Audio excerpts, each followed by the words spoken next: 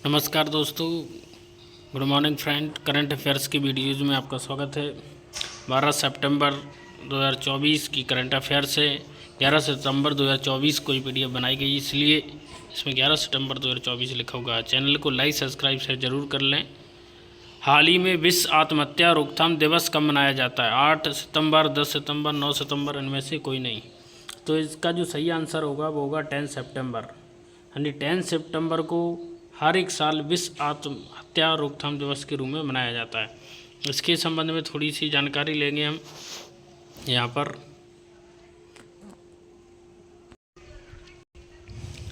हर साल 10 सितंबर को विश्व आत्महत्या रोकथाम दिवस, वर्ल्ड सुसाइड प्रिवेंशन डे 2024 मनाया जाता है। इस दिन आत्महत्या के मामले को रोकने के लिए मदद, लोगों को जागरूकता दिलाने की कोशिश की जाती है। नेक्स्ट क्वेश्चन देखेंगे यहाँ पे इसका लोगो है वर्ल्ड सुसाइड प्रिवेंशन डे सितंबर 10 2024 इम्पोर्टेंट डेज। कौन सा डेज कब मनाया जाता है? इम्पोर्टेंट है, बहुत ही ज़्यादा इम्पोर्टेंट होता है। तो 1 सितंबर को इंडिया पोस्ट पेमेंट दिवस का 7वां स्थापना दिवस मनाया गया। 2 सितंबर को विश्व नारियल दिवस मनाया गया है। 3 सितंबर को गगनचुंबी इमारत दिवस मनाया गया। 5 सितंबर को अंतर्राष्ट्रीय चैरिटी दिवस मनाया गया और शिक्षा दिवस भी मनाया जाता है। 6 सितंबर को अंतर्राष्ट्रीय पुस्तक वाचन दिवस। 7 सितंबर को अंतर्राष्ट्रीय गिद्ध, ये सबसे ज़्यादा इम्पोर्टेंट है। 7 सितंबर को अंतर्राष्ट्रीय गिद्ध जागरूकता दिवस, अंतर्राष्ट्रीय पुलिस सहयोग दिवस, विश्व भौतिक चिकित्सा दिवस के रूप में मनाया जाता है। इसके अलावा अन्य चीज़ें भी आपको देखने को मिलेंगी। 8 सितंबर को अंतर्राष्ट्रीय साक्षरता दिवस के रूप में मनाया जाता है। नेक्स्ट क्वेश्चन यहाँ पे देखेंगे। हाल ही में संसदीय राजभाषा समिति का अध्यक्ष किसे नियुक्त किया गया? ये पॉलिटी से संबंधित क्वेश्चन है, करंट अफेयर्स का क्वेश्चन है और बहुत ही इम्पोर्टेंट क्वेश्चन है। संसदीय भाषा समिति, parliamentary language committee, Rajnath Singh रक्षा मंत्री, अश्विनी वैष्णव रेल मंत्री, अमित शाह गृह मंत्री है। तो भाषा या लैंग्वेज से संबंधित जो भी काम होता है, लैंग्वेज से संबंधित जितने भी काम होते हैं वो सब गृह मंत्रालय के अंतर्गत आते हैं। तो इसका सही आंसर होगा अमित शाह। इसके एक्सप्लेनेशन को देखेंगे। केंद्रीय गृह एवं सहकारिता मंत्री अमित शाह को सर्वसम्मति से संसदीय राजभाषा समिति का पुनः अध्यक्ष नियुक्त किया गया। यानी पहले भी ये अध्यक्ष थे। नई सरकार के गठन के बाद संसदीय राजभाषा समिति के पुनर्गठन के लिए नई दिल्ली में समिति की बैठक हुई थी, जहां गृह मंत्री को चुना गया। नेक्स्ट क्वेश्चन देखेंगे यहाँ पे। विनय गोयल को राष्ट्रीय स्वास्थ्य मिशन के लिए राज्य मिशन निदेशक के रूप में नियुक्त किया गया है। अरुण गोयल को क्रोएशिया में भारत का अगला राजदूत नियुक्त किया गया है, क्रोएशिया में। तोहिनकांत पांडे को वित्त सचिव नियुक्त किया गया है। तोहिनकांत पांडे को बीसीसीआई ने अजय रात्रा को पुरुष क्रिकेट टीम का चयनकर्ता नियुक्त किया है, अजय रात्रा। फिलिप्स ने भारतीय उपमहाद्वीप बाजार ऋतु भरत शेष को अपना प्रबंध निदेशक नियुक्त किया। उत्तर प्रदेश महिला आयोग का अध्यक्ष बबीता चौहान को नियुक्त किया गया। इंपॉर्टेंट है, जो यूपी के किसी भी एग्जाम की तैयारी कर रहे हैं, बबीता चौहान उत्तर प्रदेश महिला आयोग की अध्यक्ष चुनी गई हैं। ताहिर जमान को पाकिस्तान की हॉकी टीम का मुख्य कोच नियुक्त किया गया है। आगे चलेंगे।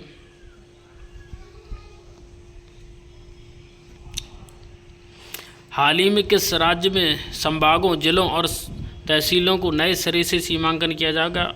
गुजरात, मध्य प्रदेश, महाराष्ट्र, उत्तर प्रदेश। तो गुजरात इसका सही आंसर होगा। मध्य प्रदेश एक ऐसा राज्य होगा जहां पर संभागों से लेकर तहसीलों तक, जिलों एवं ब्लॉक सभी जगह नए तरीके से सीमांकन किया जाएगा। मध्य प्रदेश की अगर बात की जाए तो मध्य प्रदेश की यहाँ पे आप कैपिटल देखोगे भोपाल है। मध्य प्रदेश की कैपिटल आपको भोपाल दिखेगी। मुख्यमंत्री डॉक्टर मोहन यादव, गवर्नर मंगूभाई छगन भाई पटेल।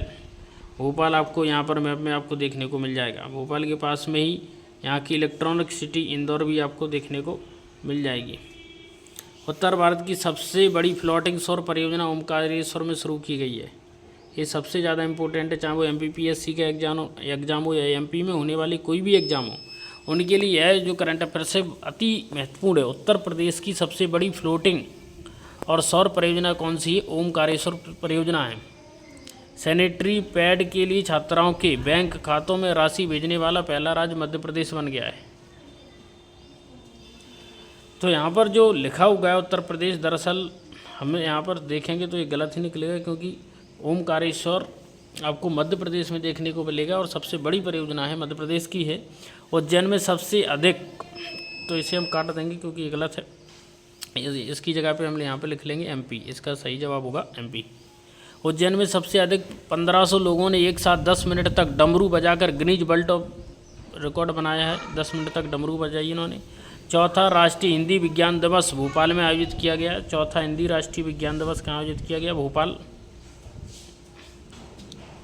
इंदौर में मात्र 24 घंटे में 11 लाख पौधे लगाकर विश्व रिकॉर्ड किया गया, यानी इंदौर में सर्वाधिक ज़्यादा वृक्ष लगाए गए, पौधे लगाए गए 24 घंटे में 11 लाख, अपने आप में एक वर्ल्ड रिकॉर्ड है। Guinness book of world record में से एंट्री किया गया, दर्ज किया गया है। पीएम स्वनिधि योजना के तहत सर्वश्रेष्ठ प्रदर्शन करने वाला राज्य मध्य प्रदेश बन गया, यानी पीएम स्वनिधि योजना के अंतर्गत सबसे अच्छा प्रदर्शित करने वाला राज्य कौन बन गया? मध्य प्रदेश बन गया। गृह मंत्री अमित शाह ने मध्य प्रदेश में पीएम कॉलेज ऑफ एक्सीलेंस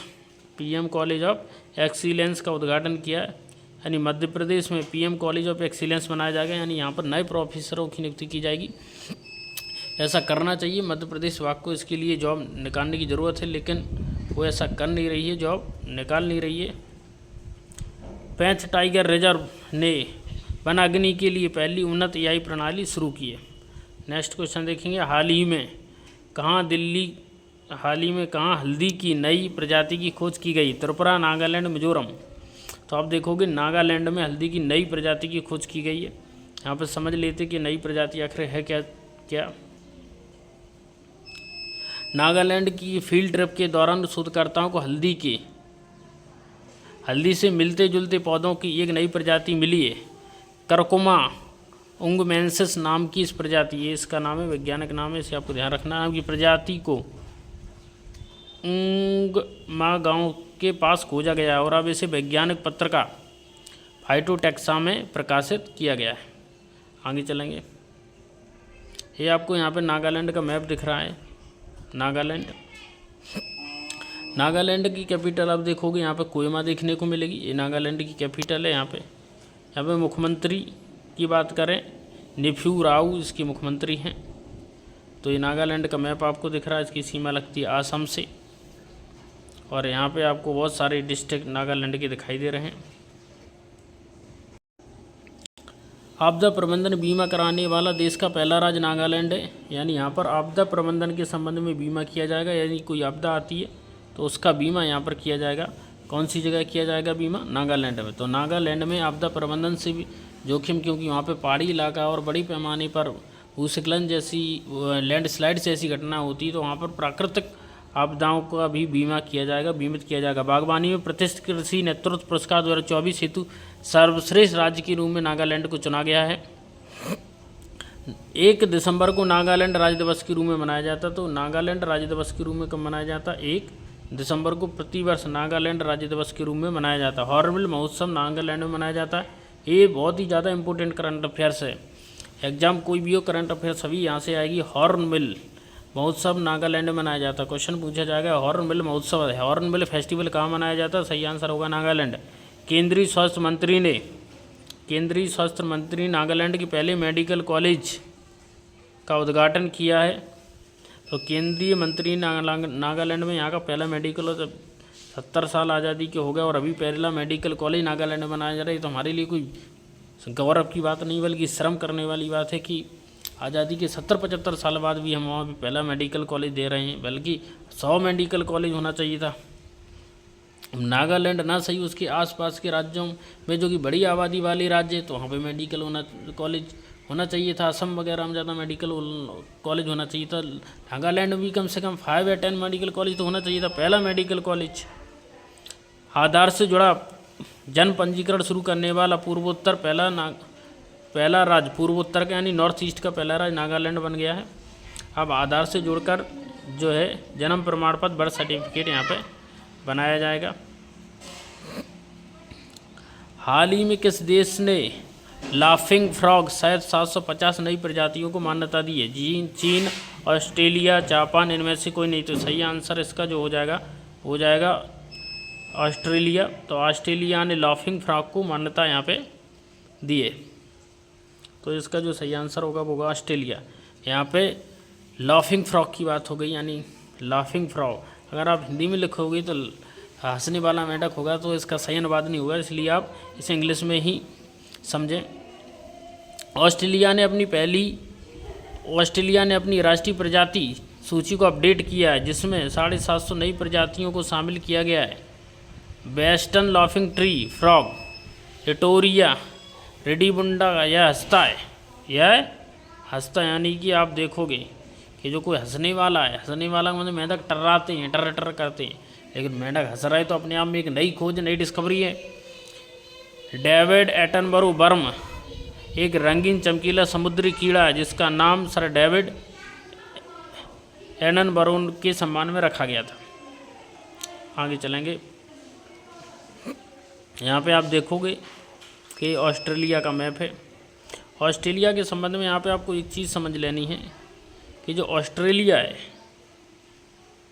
वो अपने आप में एक कंट्री भी है और एक कॉन्टिनेंट है, और जो तीनों तरफ से आप ये यहाँ देखोगे, इधर भी वो चारों तरफ से पानी से घिरा है। जो चारों तरफ से पानी से घिरा हो ऐसे क्षेत्रों को हम बोलते हैं आइलैंड, यानी उसे हम द्वीप बोलते हैं। तो आइलैंड एक द्वीप भी है, एक कंट्री भी है, एक कॉन्टिनेंट भी है। और ऑस्ट्रेलिया में यहाँ पे आपको नॉर्थ की साइड में ग्रेट बैरियर रीफ आपको देखने को मिलेगी, और यहाँ पर फायर भी आपको देखने को मिलेगी, क्योंकि सक्रिय ज्वालामुखी इस पट्टी में आपको देखने को मिलते हैं। आगे चलेंगे हम, यहाँ देखेंगे ये इंडिया है। इंडिया से ऑस्ट्रेलिया की अगर आप देखोगे यहाँ पे, तो आप देखो इंडिया से Myanmar, Thailand, Vietnam, Malaysia, Indonesia, Philippines, Papua New Guinea होती हुई तब आपको ऑस्ट्रेलिया जाना होगा। और ऑस्ट्रेलिया की कैपिटल की अगर बात की जाए तो ऑस्ट्रेलिया की कैपिटल है कैनबरा। ऑस्ट्रेलिया की करेंसी ऑस्ट्रेलियन डॉलर। ऑस्ट्रेलिया के प्राइम मिनिस्टर हैं एंथनी एल्बनेसी। तो ये ऑस्ट्रेलिया के पास में आपको देखेंगे यहाँ पर कोरल सी मिलेंगे, यानी प्रवाल समुद्र भी मिलेंगे। तो ग्रेट ऑस्ट्रेलियन ब्राइट भी यहाँ पे देखने को मिलेगा, और ये बेंडा सी है, और यहाँ पे अफूरा सी है इंडोनेशिया। और यहाँ पर आप देखोगे जो इम्पोर्टेंट चीज़ मैं आपको दिखाने जा रहा हूँ वो ये है कि यहाँ पे आपको देखने को मिलेगा छोटा सा देश न्यूजीलैंड है। ये न्यूजीलैंड है, और न्यूजीलैंड और ऑस्ट्रेलिया के बीच में आपको देगा तस्मान सी। अगर आपसे क्वेश्चन ये पूछा जाए कि तस्मान सी कहाँ है, उसकी लोकेशन क्या है, तो न्यूजीलैंड और ऑस्ट्रेलिया के बीच में तस्मान सी। यहाँ पर ऑस्ट्रेलिया का ये जो छोटा सा हिस्सा नीचे आपको दिख रहा है, ये जो यहाँ पर हम आपको कर्जर रख के दिखा रहे हैं, यहाँ पे आप देखोगे कि जो हिस्सा आपको दिख रहा है ये बॉस्फोरस स्ट्रेट है। ये वो स्ट्रेट है जो एक ऑस्ट्रेलिया के छोटे से टुकड़े को वहाँ से अलग कर देती है। नेक्स्ट क्वेश्चन देखेंगे, ऑस्ट्रेलिया ने T20 क्रिकेट इतिहास में पावर प्ले में सबसे बड़ा टोटल बनाया है। ऑस्ट्रेलिया 2025 तक अंतर्राष्ट्रीय छात्र नामांकन की सीमा 2,70,000 तक सीमित करेगा। ऑस्ट्रेलिया में राइट टू डिस्कनेक्ट कानून लागू किया गया, यानी जरूरी नहीं कि आप कनेक्ट हो बल्कि आप डिस्कनेक्ट भी कर सकते हैं चीज़ों को। Right to disconnect. छठी भारत ऑस्ट्रेलिया समुद्री वार्ता कैनबरा में आयोजित हुई है। ऑस्ट्रेलिया के डेक्कन यूनिवर्सिटी ने गुजरात की गिफ्ट सिटी में अपना कैंपस स्थापित किया, ये इम्पोर्टेंट है। ऑस्ट्रेलिया के फार्मूला 1 रेसर ऑस्कर प्यात्री ने हंगरी ग्रैंड प्रिक्स में पहली बार F1 खिताब जीता है। ऑस्ट्रेलिया ने विदेशी छात्रों के लिए वीज़ा $270 से बढ़ाकर $1,600 कर दिया है। हाल ही में नागरिक विमानन पर दूसरा एशिया प्रशांत मंत्री स्तरीय सम्मेलन किसके द्वारा आयोजित किया गया? क्या चीन के द्वारा या भारत के द्वारा, श्रीलंका के द्वारा? इनमें से कोई नहीं। एशिया प्रशांत का मतलब हो एशिया और प्रशांत महासागर के तट से लगने वाले देशों के समूह की बात की जा रही, तो इसका जो सही आंसर होगा वो होगा अपना प्यारा भारत, इंडिया। यहाँ पर आप इंडिया को देखोगे तो जब हम इंडिया की बात करते हैं तो अपना प्यारा देश इंडिया है।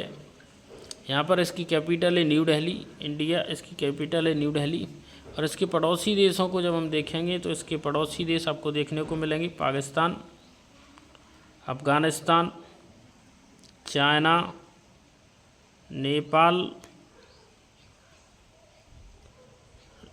के अंदर जो चुन्नू टाइप का छोटा सा देश दिख रहा है म्यांमार, और ये बांग्लादेश। यहाँ पे अभी सरकार अस्थिर सरकार चल रही है, टेम्परेरी गवर्नमेंट चल रही है, अनस्टेबिलिटी मौजूद है। और यहाँ पर आप देखोगे म्यांमार। इसके अलावा इंडिया के दोनों साइड आप देखोगे ईस्ट में आपको देखने को मिलेगा, यहाँ पे समुद्र के तट पर आपको इंडिया को दिखा रहे हैं हम। यहाँ आप देखिए इंडिया के ईस्ट में आपको देखने को मिलेगा बे ऑफ बंगाल। इंडिया के ईस्ट में आपको देखने को मिलेगा बे ऑफ बंगाल। वेस्ट में आपको देखने को मिलेगा अरेबियन सी, और साउथ में आपको देखने को मिलेगा इंडियन ओशन। इंडियन ओशन में ही आपको छोटा सा देश है श्रीलंका, जो कि स्पेशल इकोनॉमिक जोन बनाए जाते हैं, EEZ स्पेशल इकोनॉमिक जोन बनाए जाते हैं, SEZ says special economic zone बनाए जाते हैं। और इंडिया के स्पेशल इकोनॉमिक जोन में श्रीलंका का हिस्सा भी आ जाता है, इसलिए इंडिया के नक्शा में हमेशा श्रीलंका को दिखाया जाता है। यहाँ पर आप देखिए कि ये इंडिया है, और यहाँ पर जो आपको दिख रहा है मलेशिया, नीचे इंडोनेशिया का ही नक्शा है। यहाँ पर एक चैनल बना हुआ है, इस चैनल का नाम आपको कमेंट बॉक्स में बताना है। यह वो चैनल है जो ऑलमोस्ट 50% ट्रेड करता है, यानी वर्ल्ड ट्रेड की एक तरीके से रीढ़ की हड्डी है। और इस एक आइलैंड पर इंडोनेशिया कब्जा है, और इसी को दूर करने के लिए थाईलैंड से काटकर चीन यहाँ पर एक गल्फ ऑफ थाईलैंड के बीच में यहाँ पर एक नए कैनाल को बनाना चाहता है। चीन की स्ट्रैटेजी, तो आपको ही बताना है। कुछ इम्पोर्टेंट चीज़ें यहाँ पे और देखेंगे हम। भारत रूसी तेल के सबसे बड़े आयातक के रूप में चीन आगे निकल चुका है।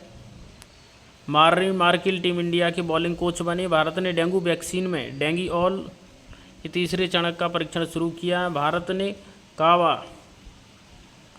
कावामी सेंट्रल एशियन वॉलीबॉल एसोसिएशन महिला वॉलीबॉल राष्ट्रीय दूसरा खिताब जीता है। बिम्स्टेक बिजनेस शिखर की मेज़बानी भारत ने की है। भारत ने तीसरे voice of the global south शिखर सम्मेलन की मेज़बानी की है। हाल ही में कौन 101वें सदस्य के रूप में अंतर्राष्ट्रीय सौर गठबंधन में शामिल हुआ है? Morocco, Vietnam, Nepal. इसे हम पिछली वीडियो में डिस्कस कर सके। नेपाल जो है 101वां सदस्य बना है, 101वां सदस्य बना है। इसका इंटरनेशनल सोलर अलायंस ISA का। ISA का मतलब ये कर्क रेखा और ये मकर रेखा है। तो कर्क रेखा मकर रेखा के बीच में स्थित ये देश हैं, उनका समूह।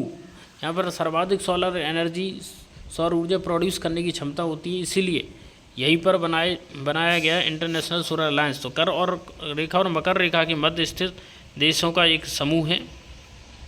यहाँ पे आप देख सकते हैं इंटरनेशनल सोलर अलायंस के संबंध में थोड़ी सी जानकारी ग्रहण कर लेंगे। इंटरनेशनल सोलर अलायंस, इसलिए इसमें शॉर्ट फॉर्म है ISA इंटरनेशनल सोलर अलायंस। इसकी स्थापना हुई थी 30 नवंबर 2015 को। इसका हेडक्वार्टर इंडिया में ही है, गुरुग्राम में है। और इसके अगर डायरेक्टर की बात की जाए तो इसके डायरेक्टर के रूप में आपको देखने को मिलेंगे डॉक्टर अजय माथुर। डॉक्टर अजय माथुर इसके डायरेक्टर के रूप में हैं। आगे चलेंगे हम। यहाँ पे इस मैप में आप देखिए इंटरनेशनल सोलर अलायंस के बारे में आपको बहुत ही बेहतरीन जानकारी मिलेगी। ये जो आपको देश दिख रहे हैं, यहाँ से मैंने आपको अंडरलाइन किया है, एक कर्क और मकर रेखा के बीच का क्षेत्र है। यहाँ पर जो आपको लाइन दिख रही होगी, ये आपको इक्वेटर है, भूमध्य रेखा है। ऊपर आपको दिखेगी लाइन ऑफ कैंसर है, ट्रॉपिक ऑफ कैंसर। नीचे ट्रॉपिक ऑफ कैप्रिकॉर्न है, और ये इक्वेटर है। इनके मध्य का जो क्षेत्र आपको दिखाई दे रहा है, यहाँ पर इनके मध्य का जो क्षेत्र है, उसे ही हम कहते हैं कि ये कर्क और मकर रेखा के बीच का क्षेत्र है। ये जो मैं यहाँ पे अंडरलाइन कर रहा हूँ, उससे आप इसे एकदम स्पष्ट रूप से समझ पाएंगे। यहाँ पर सर्वाधिक सौर मात्रा आपको देखने को मिलेगी, इसलिए इन्हीं दो कर्क और मकर रेखाओं के बीच में इंटरनेशनल सोलर अलायंस की स्थापना की गई है। और बहुत ही इम्पोर्टेंट कंसेप्ट है, इसे आपको समझना ही होगा। ये इंडिया है, इंडिया के बारे में हम चर्चा कर ही चुके हैं। इंडिया के पड़ोसी देश यहाँ पे नेपाल को देख लेते हैं। ये है नेपाल। नेपाल की अगर बाउंड्री की बात की जाए तो नेपाल की बाउंड्री आप देखोगे यहाँ पे, नेपाल की बाउंड्री ऊपर की साइड है, नॉर्थ की साइड चाइना से लग रही है, पहले तिब्बत से लगती थी, और साउथ में इंडिया से लग रही है। इंडिया के भी अगर आप स्टेट देखना चाहो तो उत्तराखंड, उत्तर प्रदेश, बिहार, और यहाँ पर वेस्ट बंगाल भी है। तो वेस्ट बंगाल को भूलना नहीं है, वेस्ट बंगाल से भी नेपाल की सीमा लगती है। और यहाँ पर एक जो सबसे छोटी चीज़ आपको बोल रही होगी, यहाँ पर जो आपको दिख रहा है सिक्किम, तो सिक्किम से भी नेपाल की सीमा लगती है। तो काली नदी को लेकर के भारत और नेपाल के बीच भी बात चल रहे हैं, और नेपाल को चीन अपने गर्त में फंसाना चाहता है, बहुत सारा डेट ट्रैप्ट में उसे फंसाना चाहता है, तो भारत उसे रोकने की कोशिश कर रहा है। देखते हैं कि भारत और चीन के संबंध कहाँ जाते हैं आगे चल के। यहाँ पे हम देखेंगे नेपाल की कैपिटल काठमांडू है, नेपाल की करेंसी नेपाली रुपीज़ है, यानी वहाँ पर भी रुपये ही चलता है। नेपाल के prime minister KP Sharma Oli है, कभी प्राइम मिनिस्टर कभी प्रेसिडेंट बनते रहते हैं। प्रेसिडेंट रामचंद्र पौडेल है। ये नेपाल जो देश है, नेपाल के जो राजा हुआ करते थे वो भारत से बहुत ही लगाव रखते थे, और वो नेपाल को भारत में ही मिला लेना चाहते थे। लेकिन क्या हुआ कि पंडित जवाहरलाल नेहरू जो स्वतंत्रता के पक्षधर थे, तो उन्होंने हर एक राज्य की स्वतंत्रता की बात की, और फिर जो है नेपाल इंडिया में नहीं मिल पाया। नेपाल पर्यटन बोर्ड ने सतत पर्यटन के लिए PATA गोल्ड अवार्ड जीता। भारत और नेपाल ने मोनाल उपग्रह के प्रक्षेपण के लिए समझौता किया। मिस नेपाल वर्ल्ड 2024 का खिताब आसमा कुमारी KC ने जीता है। वीडियो अच्छे लगते हैं तो चैनल को लाइक, सब्सक्राइब, शेयर ज़रूर करें, ताकि आपको अपडेट समय समय पर मिलती रहे और हमारा भी उत्साह बढ़ता रहे। नमस्कार, जय।